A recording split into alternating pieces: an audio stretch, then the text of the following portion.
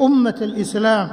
الوقاية والتحصين طريق لتجنب الضرر أو الاعتلال والأمراض، فعليكم عباد الله بتحصين أنفسكم وأولادكم وبيوتكم بالأوراد الشرعية والأذكار الصباحية والمسائية وأذكار الدخول والخروج والطعام والشراب والنوم والاستيقاظ وغيرها من الأذكار الثابتة عن سيد الخلق صلى الله عليه وسلم، فهي الحصن الواقي بإذن الله مع التوكل الجازم على المولى البصير السميع وتفويض الأمر لتدبيره المحكم البديع.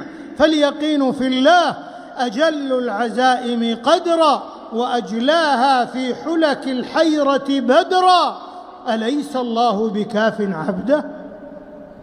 وثقت بربي وفوضت أمري إليه وحسبي به من معيني، فلا تبتئس لصروف الزمان فإن يقيني بالله يقيني.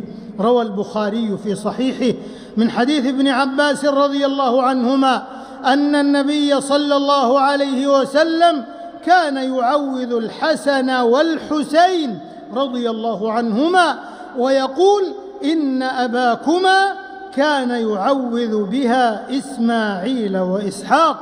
أعوذ بكلمات الله التامة من كل شيطان وهامة ومن كل عين لامة. وفي صحيح مسلم من حديث أبي أمامة الباهلي رضي الله عنه قال: سمعت رسول الله صلى الله عليه وسلم يقول: اقرأوا سورة البقرة فإن أخذها بركة وتركها حسرة ولا تستطيعها البطلة والبطلة هم السحرة.